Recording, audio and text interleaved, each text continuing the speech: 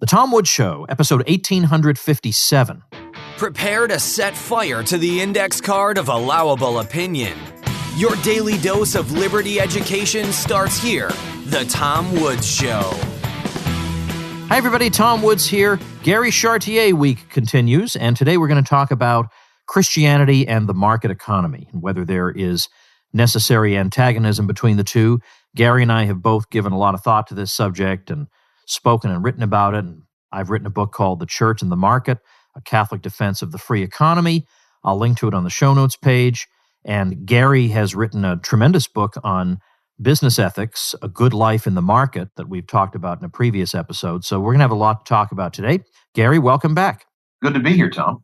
Another great topic we have today. And this time it's Christianity and the market, which is a topic that should be of interest to people regardless of their opinions of Christianity, because Christianity is ubiquitous and it has played a very significant role in our culture and in the way we think about a lot of things, whether we realize it or not. So I want to dig into this by first reminding people about your book on business ethics. And I'm so sorry I don't remember the title. We did an episode on it. Yeah, it's called A Good Life in the Market. Yes. Okay. So I'll link to that on the show notes page. I'm a huge fan of this book. Now, there are a lot of questions that we can get into here, but what occurred to me right off the bat was, I'm sure you're familiar with Deirdre McCloskey's thesis about the importance of the image, the way people looked at and thought about the significance and indeed gave moral approval to the merchant and merchant activity, and that this helped to overcome a long-standing prejudice that merchants were engaged in something somehow underhanded or weren't really making any real contributions or whatever. Just the kinds of ideas that would tend to retard economic development because it undermines support for major contributors to that development. Now, if I look at not the Bible, but if I look at, let's say, the Church Fathers, I would not exactly feel like they had gone through a course by Murray Rothbard about the importance of the merchant. So how do we, when we look at the connection between Christianity and the marketplace and whether the two are at odds or favorable toward one another, I think we do have to reckon with the tradition as well. And early on, it's hard to find a lot of super-duper support for the market unless I'm missing it. No, I think you're absolutely right. And obviously it would be anachronistic to wish that the fathers had read Deirdre's work, but I wish they had. The reality is, as we know, that there is a lot of suspicion there. And it often seems to me to be associated with a kind of zero-sum view of economic activity, right? With the idea that there aren't mutual gains as a result of trade. Rather, when one gains, the other loses. And so unavoidably then trade comes to be seen as a kind of exploitative activity.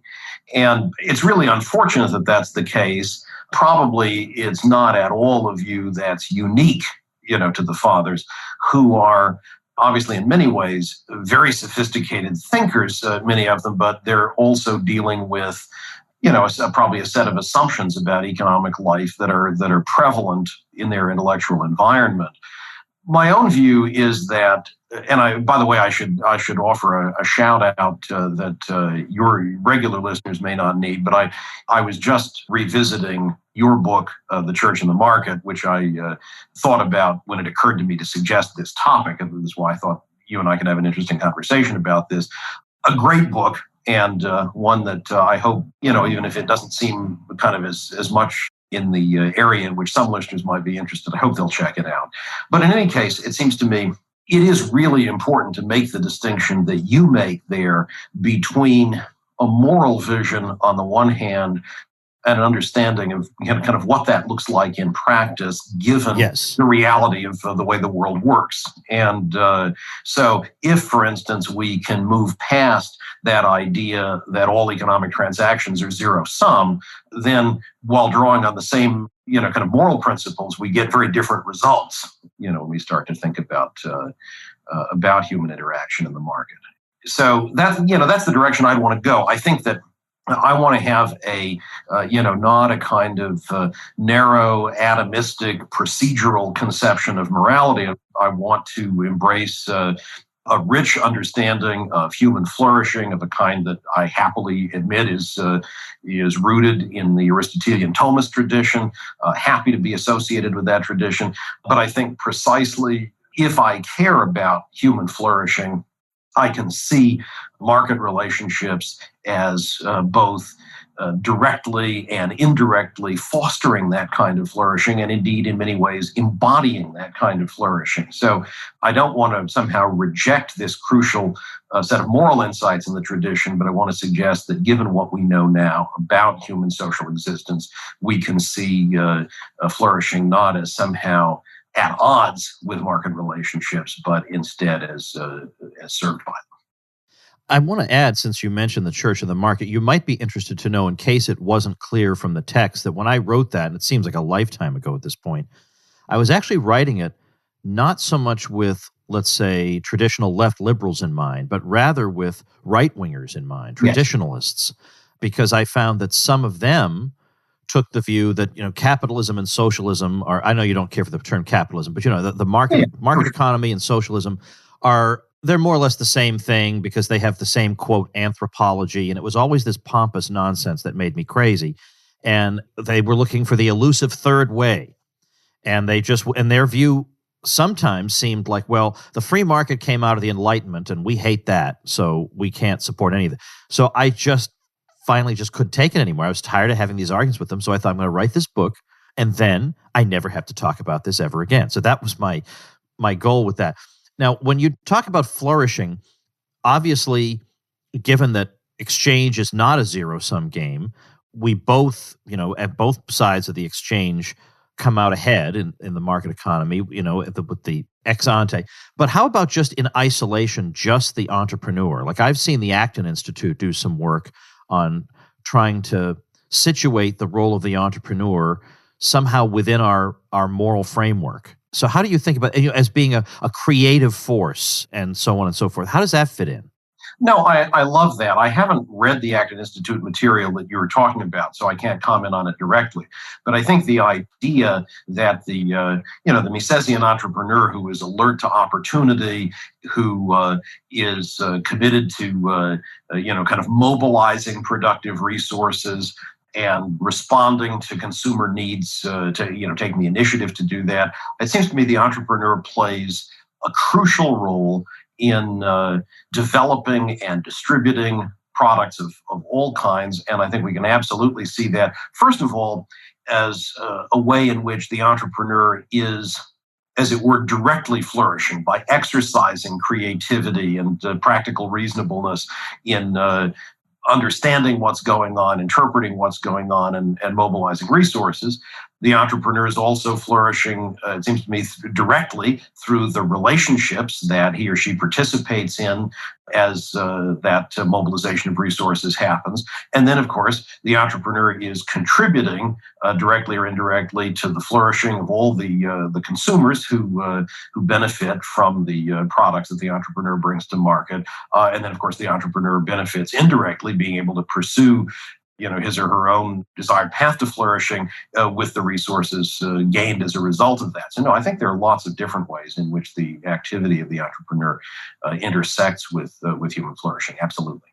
Sometimes I come across people in the Christian tradition who seem to think that, maybe you've seen this too, if only we had another really great depression, that might bring people back to spiritual values and so on. And whereas now they're comfortable and therefore they're devoted to frippery and so on. But I am not convinced by that thesis at all. I actually think that it's because people have their needs met that they have the wherewithal to pursue not just specifically religious values, but also just other things like having a book club in your home or pursuing some higher intellectual interest. You can't do that if you're living hand to mouth. And so one of the ways I try to explain to people the way a wealthy person benefits you, even though you don't get to spend money directly out of that person's account. Let's say a wealthy person whose wealth comes about in a completely unobjectionable way. In fact, I guess this is also a way of explaining to people the value of the division of labor. There's a YouTube account, I can't remember the name of it, where the guy tries to create all these different things completely on his own from scratch, and he goes around the world and he gets the ingredient, and it's totally impossible, right? He made a turkey sandwich and he did everything. I mean, he harvested the wheat. I mean, he did absolutely everything. It took him months and months and months, and then he said the sandwich was just sort of okay, right? And of course, this is costing thousands of dollars, but the fact that sandwich or that chair or whatever actually costs you $10 or $100 instead of thousands and thousands, that's the way the wealthy person benefits you. Not necessarily that you get a job working for him or even the fact that he created the product, but it's that he created it because of using the division of labor so much more inexpensively than you could have if you were just left as a hunter-gatherer trying to support yourself, that you now have this leisure time to live a life that I think is worthy of a human being, that you're not in the fields 12 hours a day, that you actually have the ability to live the way that makes possible enjoyment of higher things. So I think that's absolutely right. I mean, I think there's so many different things one might say about that view that you began by articulating. I think there's a kind of deep-seated philosophical and theological problem with the view that, well, probably it's not worth our time to wander down that path, but I think it's just deeply mistaken in terms of how it thinks about the relationship between God and the world. But in any case, just at the more practical level, I was reminded when you were speaking of observations that you make in your book about Hilaire Belloc's view that somehow, it would just be good if we all had productive property on our own and we're all somehow able to produce the goods that we desire for ourselves. And I think, there's something really kind of just bizarre about that idea. First of all, because ironically, it's a denial of the very sociality that it seems like people like Belloc would normally want to affirm, right? Thank you. Yes. We're interdependent with each other, and that's a good thing.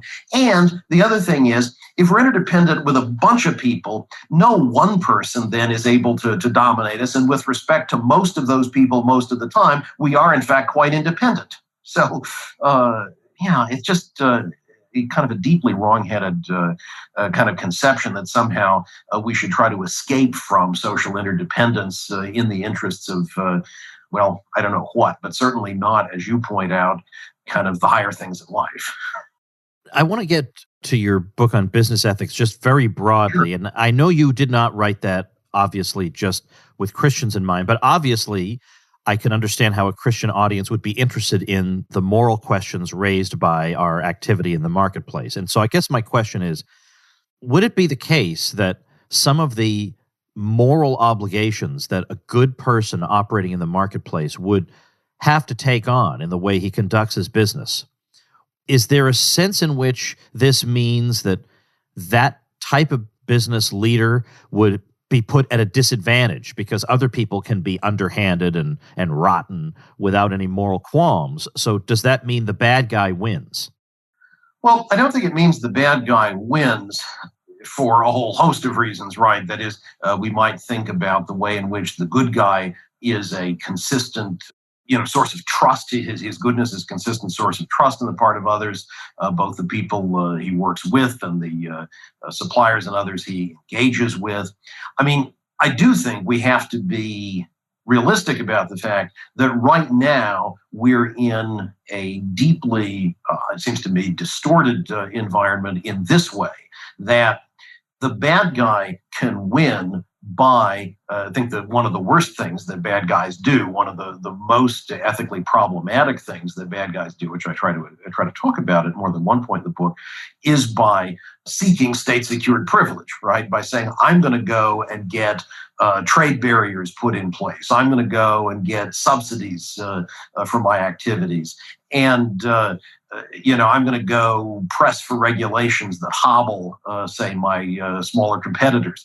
And so I do think we have to recognize that, let's say, in that last case, the smaller competitors who may be behaving in perfectly, moral ways may well be hobbled and put out of business there. So it's not that we have to somehow pretend that when the bad guys really are bad in that way, that doesn't have an impact on the market and it doesn't have an impact on their competitors. So I think if we're talking about a genuinely free society in which it's not possible for somebody's bad behavior to result in those kinds of profoundly market distorting privileges, in which rather bad behavior is going to involve being dishonest with competitors or with consumers rather, and just being mean to workers and so forth. In that case, that kind of person's behavior really, I think, is going to be self-defeating over the long term.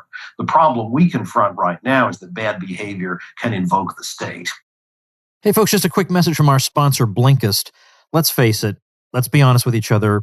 You and I are nerds, right? We love to read books, and the more books we hear about, the more books we add to our list. And it becomes overwhelming, and we wonder how we're ever going to get to all of them. Well, the solution is an amazing app called Blinkist. The way it works is very simple. They take thousands of nonfiction bestsellers, and they take the key ideas and insights and condense them down into 15-minute text and audio explainers that help you understand more about the core ideas. So you can dive into a topic quickly. You can find out if you really want to read the entire book. 15 million people are already using Blinkist to broaden their knowledge in 27 nonfiction categories. I like Blinkist because in just a matter of 15 minutes, I can get a really solid grounding in something I'm curious about. I've used it when driving around, when taking a walk, and I particularly enjoyed recently Why We Sleep by Matthew Walker. But you can also find libertarian classics on Blinkist like Capitalism and Freedom by Milton Friedman, or For a New Liberty by Murray Rothbard.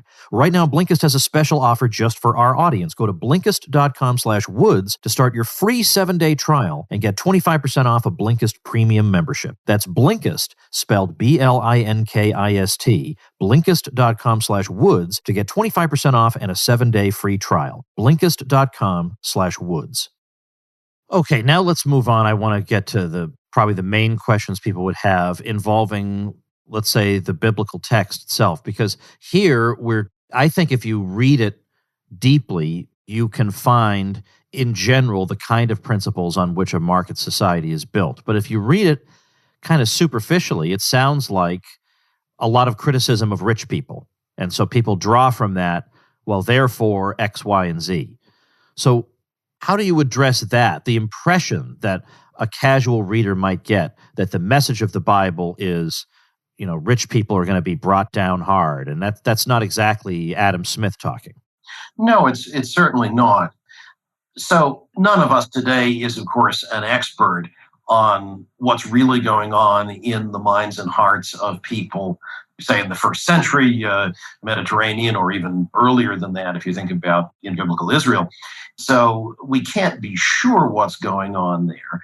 But it does seem as if, again, we need to be alert to the degree to which two factors are relevant, right? On the one hand, again, I think the idea that, people in one way or another are often expected to have acquired wealth and quite possibly have acquired wealth in dodgy ways. And this, again, is, I think, associated with the widespread idea that the only way you get wealth in this kind of economy is at the expense of others. And so I think to the extent that those characterizations are accurate with regard to the particular environment out of which some biblical texts emerge, if, when say biblical prophets talk about, the wealthy adding house to house, and it really is the case in this context that, people are behaving badly, whether in a way that, really actually is, a violation of what we think ought to be legal norms, or even if that's not the case in some ethically problematic way, then I think we can certainly understand the reactions there and see those reactions as illuminating and as pointing to behavior that we ought to be quite concerned about. We also see sometimes, say, for instance, in the Epistle of St. James, the idea that the wealthy get preferential treatment and favoritism in the church, and the pushback there. I don't have the book in front of me, but as I recall, we have James saying, isn't it odd that you're giving preference to these people when they're in fact the ones who are hauling you into court and ripping you off and so forth. And so, it seems to me that's a situation where you might well think, yeah, perhaps we're talking here about the behavior of wealthy people who really are not doing as they ought to do. I think that's a different matter, of course, than asking what happens if we embrace a moral vision, in particular of persons as fundamentally equal in moral rights and moral status and merit for moral consideration. If we think about that broad moral vision and about the degree to which the desire for a flourishing community that doesn't leave the vulnerable behind can be met through the institutions of the unfettered market. And so a lot really does depend, I think, on the extent to which you kind of get immersed in the particulars of a given historical situation and some of the background assumptions that might be in play in that historical situation versus, operating at a higher level of generality, thinking about, a moral vision and thinking about how that might play out. I don't think that means that, we're going to find anywhere a primer on market economics lurking in the biblical texts. And I think we do have to recognize the assumptions people arrive with and the way in which small village mentality sometimes can get unhelpfully extended to an entire impersonal society, the sort of thing that Hayek talks about in The Fatal Conceit. But I think it's still allowing for that. I think there's a much smaller gap there than I think the critics sometimes suppose, the folks who think that, somehow instead really what's going on in the Bible is just is some kind of Marxist vision that we should just embrace and implement. I'm sorry that in this conversation I'm just jumping from one question to another, but I just have things that I want to ask you, and I want to make sure I get them all in. So another one has to do with the issue of intention. Now, if somebody does something bad on purpose, we evaluate that morally differently from if they do something bad by accident. Obviously, if I push you down the stairs, that's different from if I, accidentally, I fell and it accidentally made you fall. Okay, so that's one thing. But suppose we're dealing with doing good things. Now, Adam Smith talks about people doing good without necessarily fully comprehending all the good that they're doing. Like the baker bakes the bread and all that, not necessarily because he recognizes all the ancillary benefits of what he's doing, but because he's trying to make a living. And yet there are entrepreneurs out there who you could say have benefited mankind more than any single, let's say, volunteer at a charitable institution ever. But yet the volunteer at the charitable institution has a clear intention of, I want to help people. The entrepreneur maybe just wants to line his own pocket and yet maybe winds up doing more practical good. How do we morally evaluate these two different people? Yeah, I do think it is very important when we're thinking about kind of institutional questions or questions of social practice, right? We've got to remember a quip that the great philosopher David Schmitz makes somewhere, that if your main goal is to show that your heart is in the right place, it probably isn't. And the desire simply to express good attitudes, to engage, therefore, in a kind of virtue signaling, can really be a distraction from actually behaving in effective ways.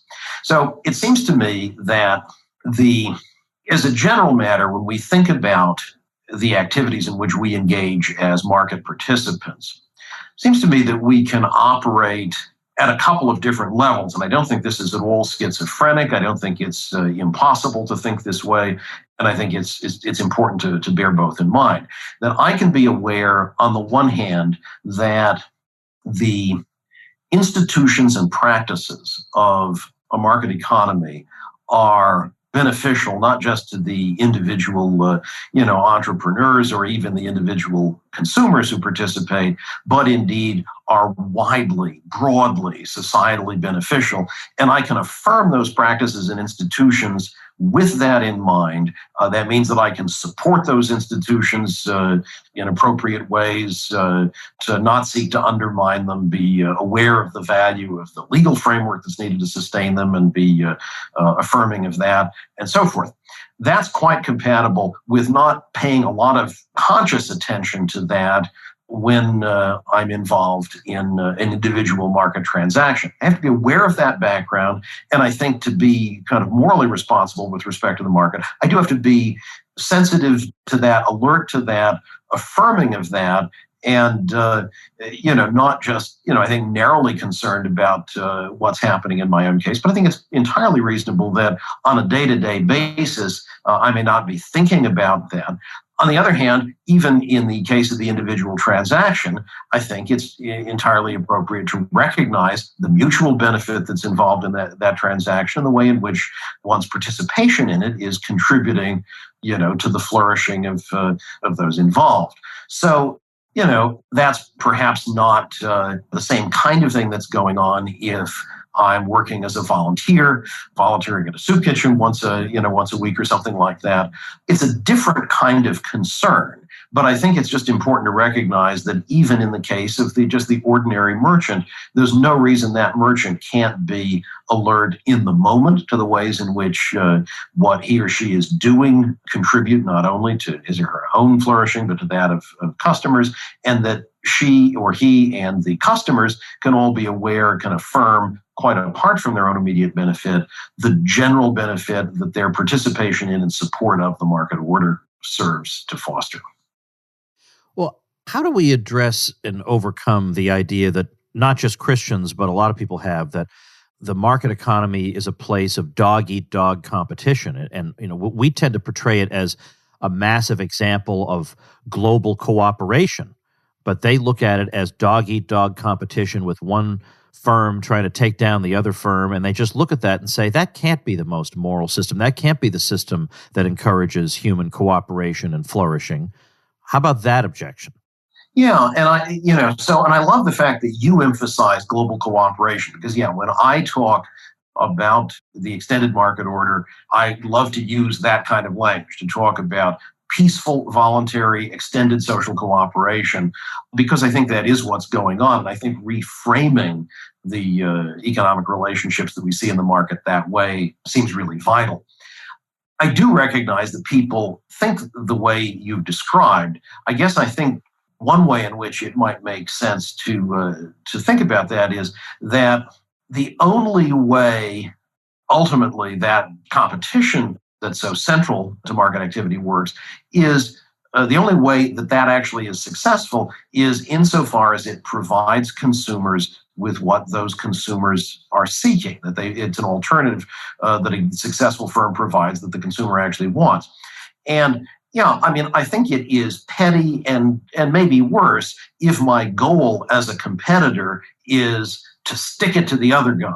I'm not in favor of that morally from the standpoint of the entrepreneur. It seems to me the entrepreneur is trying to do the best job possible to attract the consumer. And obviously, therefore, I have to be aware as an entrepreneur of what the alternatives are and what it is that the consumer is going to be looking at.